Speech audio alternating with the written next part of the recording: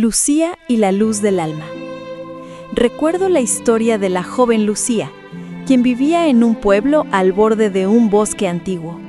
En su vida hubo un objeto importante, un libro de cuentos viejo y gastado que pertenecía a la curandera del pueblo. Aquel libro, lleno de historias y sabias leyendas, era amado por todos, y su pérdida, cuando la curandera partió, dejó a Lucía con un vacío en el corazón tan profundo como el pozo más oscuro. El día que la curandera se fue, una estrella fugaz atravesó el cielo.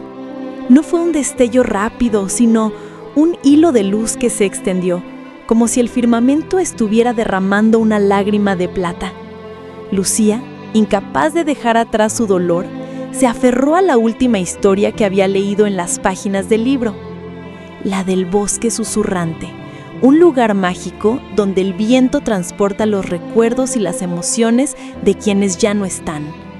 Se decía que en el corazón del bosque, el eco de las historias seguía vivo. Con el tiempo, la joven Lucía deambulaba sin rumbo fijo por las sendas del bosque susurrante. Su rostro, antes lleno de la vitalidad que le había transmitido la lectura, ahora era un lienzo de tristeza. Las risas ya no se le escapaban y la luz en sus ojos se había apagado. Se aferraba a un relicario de plata que le habían regalado, una pequeña llave que no abría ninguna puerta, convencida de que su dolor era la única conexión que le quedaba con el libro que había perdido. Sentía que si dejaba de doler, también olvidaría la magia de sus relatos. Una tarde, mientras la luz del sol se filtraba entre los árboles, el viento del bosque se hizo más fuerte. No era un viento normal, era un susurro que parecía hablarle solo a ella. Entre los murmullos de las hojas, Lucía escuchó un nombre: Bakú, el árbol plateado. Era una leyenda antigua, un árbol milenario que, según se decía, guardaba las lágrimas de las historias que partían, transformándolas en luz y música. Lucía, impulsada por una mezcla de esperanza y desesperación, decidió buscarlo. Se sintió como una peregrina en busca de un faro en medio de una tormenta. Tras días de camino, con los pies cansados y el corazón anhelante, Lucía encontró a Bakú. El árbol era imponente y brillaba con una luz tenue y etérea. Sus ramas parecían hechas de finas hebras de plata, y un aroma a lluvia fresca y tierra húmeda llenaba el aire. Bajo sus raíces, un pequeño manantial de agua clara formaba un estanque. La superficie del agua no era un espejo, sino un lienzo de luz, salpicado de burbujas de un color plateado. Lucía se acercó y vio una burbuja más grande flotando en la superficie que se movía con una suave pulsación. Sin pensarlo, la tocó, y en ese momento, una melodía familiar llenó el aire.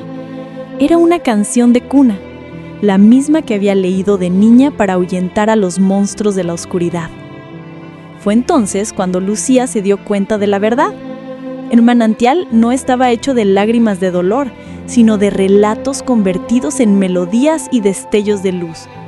La burbuja plateada que había tocado no era solo una lágrima, sino la historia favorita del libro que se había ido. Comprendió que el libro no estaba en el relicario ni en su dolor, sino en el susurro del viento, en el canto de los pájaros, en la luz del sol que se filtraba entre las hojas y en la melodía de los arroyos. Estaba en todas las pequeñas y hermosas cosas que había a su alrededor. Con el corazón más ligero que nunca, Lucía volvió a su pueblo. El relicario de plata ya no le pesaba, ya no lo veía como una prisión para su dolor, sino como un cofre de recuerdos preciosos que ahora tenía una nueva llave: la alegría. Se dio cuenta de que aquel libro había dejado algo más que historias. Había dejado una lección en cada flor que crecía, una melodía en cada arroyo que cantaba y un pedazo de su propia luz en la vitalidad del mundo. Inspirada por el árbol plateado, Lucía se sentó al borde del bosque con un telar que le habían dejado. Decidió tejer los hilos de los relatos del libro que se había ido con las fibras de la naturaleza. Usó los colores del amanecer para tejer la risa de sus personajes, las hojas de ocle para tejer sus sabias moralejas y las finas hebras de telaraña para tejer la ternura de sus finales felices. Con cada puntada, sentía que no solo honraba el libro, sino que también tejía una parte nueva de sí misma. El primer tapiz que tejió fue un mapa del bosque susurrante, pero no uno geográfico. En él, cada árbol era un relato, cada río un momento de alegría y cada flor una lección aprendida. Era un mapa del alma. Al verlo, los aldeanos se acercaron y Lucía, con una voz que había recuperado su vitalidad, les contó la historia del libro que se había ido, no con tristeza, sino con el orgullo de un tesoro compartido. Había convertido su duelo en una obra de arte. La historia de Lucía nos enseña que el dolor no debe ser una carga, sino una herramienta para crear algo hermoso en memoria de quienes o lo que amamos. El telar se convierte en un símbolo de la capacidad de transformar el duelo en una forma de arte y recuerdo, honrando el legado del libro al compartir su magia con el mundo. La magia no nos abandona, sino que se convierte en una guía interior, en una luz que nos alumbra en los momentos oscuros. Lucía supo que a partir de ese momento no necesitaría buscar el espíritu del libro en el bosque, sino que lo llevaría consigo, iluminando su camino y el de los demás. El libro que se había ido no desapareció, se transformó en la luz que alumbra el camino de su propia vida. La fábula de Lucía nos enseña que el amor de quienes amamos no se va, se transforma. Nos deja un legado de recuerdos, de canciones y de historias que podemos encontrar en la naturaleza, en la gente que nos rodea y en nosotros mismos. El dolor no es el final, es el principio de un nuevo tejido de vida. Podemos convertir el recuerdo en una obra de arte, una historia compartida, una lección de vida. No necesitamos aferrarnos a la presencia física, porque el amor se transforma en una luz interior. Quienes amamos no desaparecen, se convierten en nuestra guía, en nuestra fortaleza y en la luz que alumbra el camino de nuestra propia vida.